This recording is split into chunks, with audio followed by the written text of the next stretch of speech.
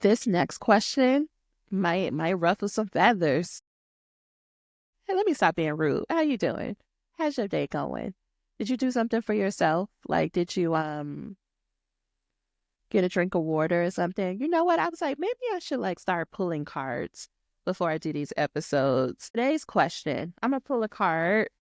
That's what I'll do. Look at us like organically coming up with this together. Yeah, I'm really just coming up with ideas in the middle.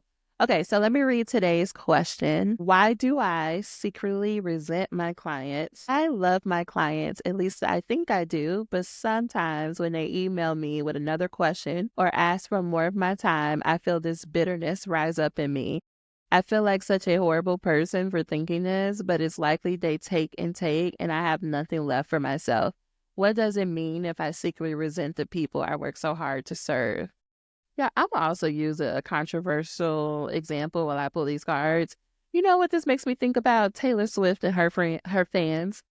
Now, Taylor Swift was on tour for 2 years, y'all. I think she did something like 100 and something, 200 shows of her last tour. She released 2 albums while being on tour.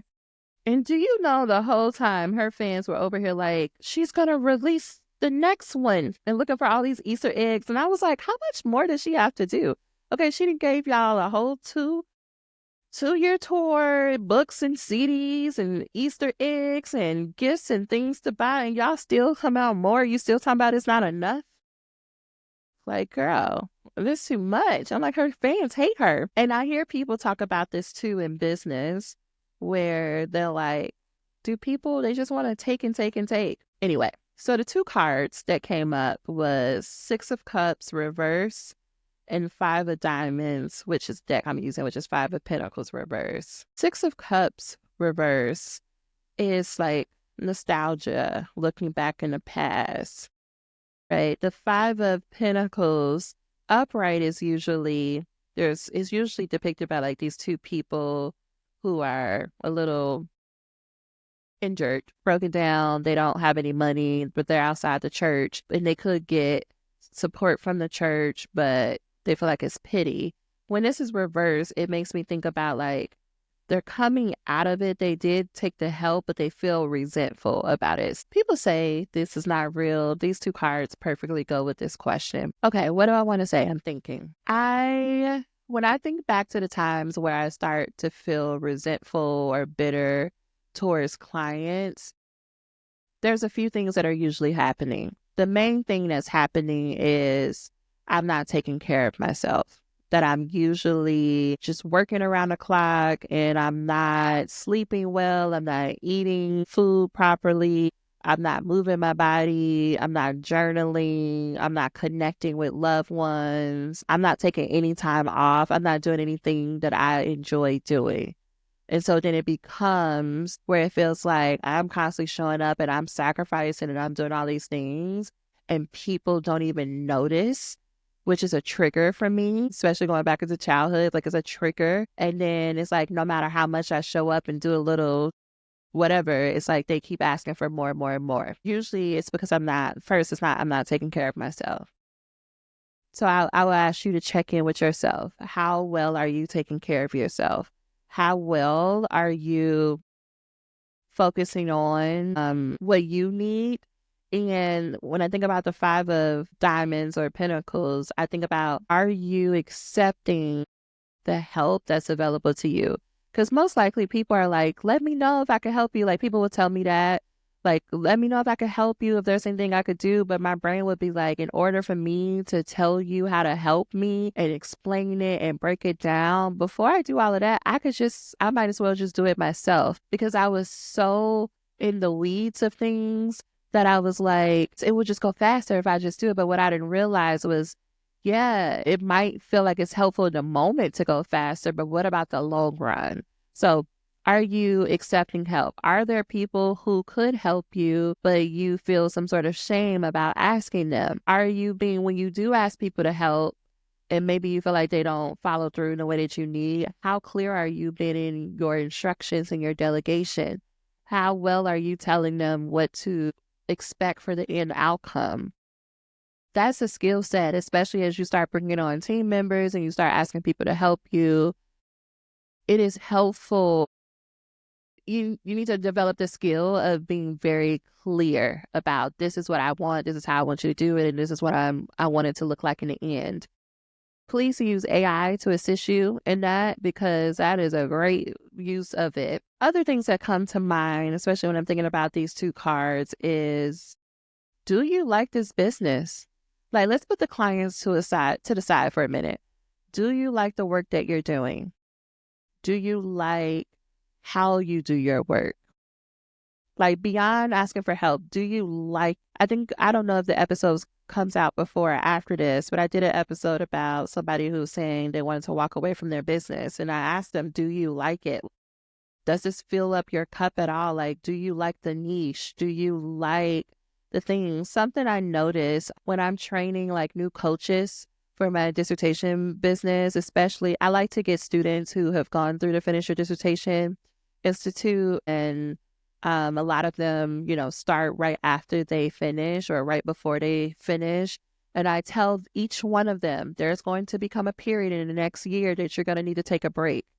And how you know that you're gonna definitely need this break is anytime someone asks you a question about a PhD program, a dissertation, an article, or whatever, you get so irritated at them because you're like, why do you keep asking me these questions? You just need to show up and do the work.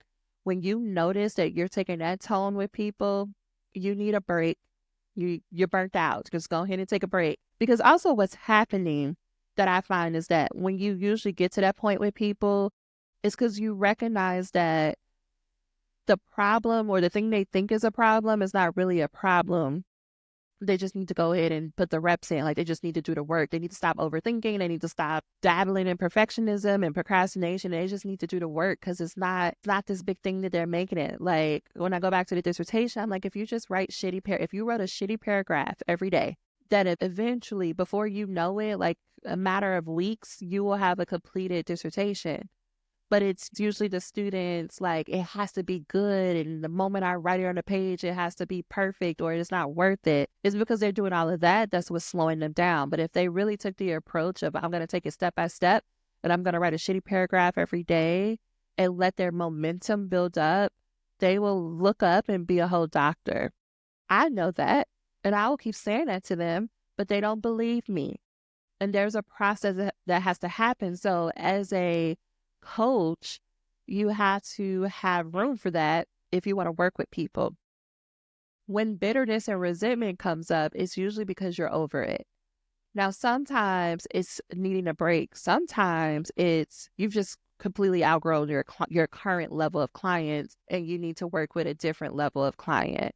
I'm not saying better, I'm saying a different level. So let's say, for instance, I'll give you an example of the dissertation business. When I first started out, I was working with people who were at the end of their process. Like, their program told them they only had 2 weeks left and they had one more chapter to write and they need to get it done in 2 weeks. That's who I started working with. And then I got irritated and was like, I can't do this because the stakes are too high. They're asking for too much. And so then I was like, I'm going to work with people at their proposal. And I've been doing that. And now, currently, I'm stepping back even more, and I am more interested in working with people who are still in their courses, because I know if I can get them early and we can get these habits going, by the time they get to their dissertation, it'll be smooth sailing. Right? So this could be that you just need to work with a different level of client. And then the other part is maybe you need better boundaries with your clients, because the question of, what does it mean if I secretly resent the people I work so hard to serve? It's probably your boundaries are out of whack. And so there were a few clients where I just had to be like, I'm sorry, you pay $50 a month and you think that you're going to get all of this from me when I show up every week? Like, y'all, in my programs, I show up multiple times a week to coach people and to give resources. I over deliver, excuse me. And when people are constantly asking for more and more because they pay, I'm like, no, boundaries. And this is something I really had to work on, something that I'm so grateful to have the team that I have. And they're like, girl, you don't get these people nothing else. I want to give a special shout out to one Dr. Kalia because the way she be like, don't get these people nothing else. Because I'm like, I just want to help. But there is a such thing as giving too much because it stops people from showing up and doing the work that they need to do. She has always just like for the past, 4 or 5 years has been a great guide in that way of being like, nope, nope, you need boundaries. You need it. This is why I love me a Libra because they'll be like, boundaries. You need a boundary. You don't need to help nobody. Usually when it's clients who are being really aggressive, it's because they are emotionally drowning. They are, when you go, like when lifeguards, when they are training to rescue people, there's a particular way you have to go out in the water and get someone. And usually you try not to go out there by yourself because when someone is panicked, when they are in fear of their life, they're just trying to survive. And if you don't do things correctly, they may cause you to drown while they get rescued and they don't even realize it because they're just trying to survive. Whereas if you go out in a particular way, doing it the process step by step, you can make sure that you not only get that person, but you get yourself back to safety. The same thing is true with clients.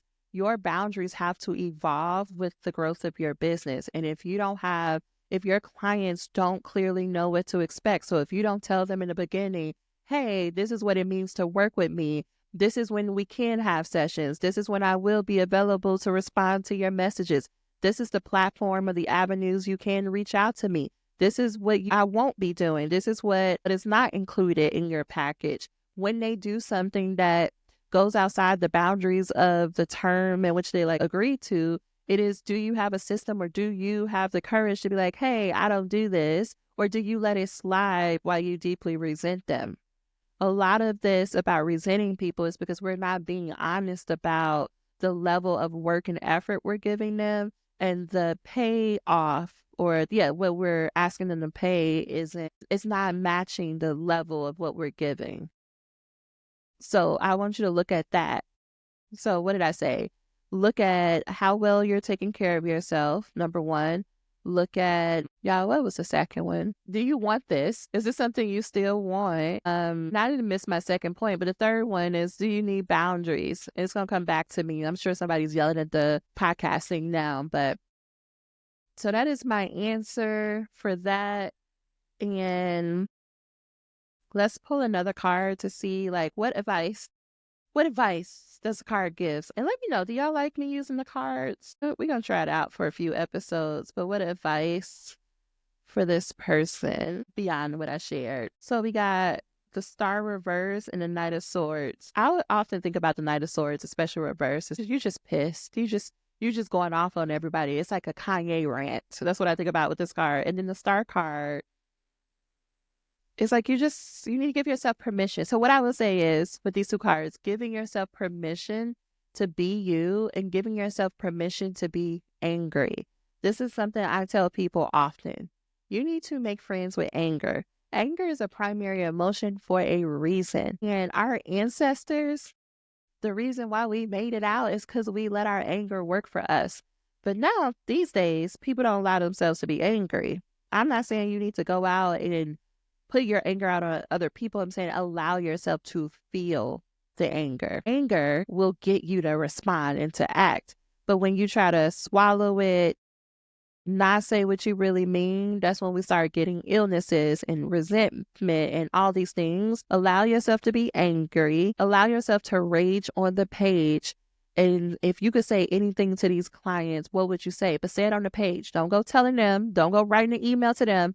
Go get your notebook and rage on a page. Or if you want to be like me, because I don't have the attention span to write anymore, I do voice notes and I rage on my voice notes. And the act of hearing myself out loud or reading what I wrote gives me a different perspective. And I always feel better, number one. And number two, I have a clearer understanding of how I want to move forward. So that is my advice to you. Let me know what you think about that. If you have a question, let me know. If you want more support, come join us inside of the Simple Business Institute, and I will talk to y'all next time.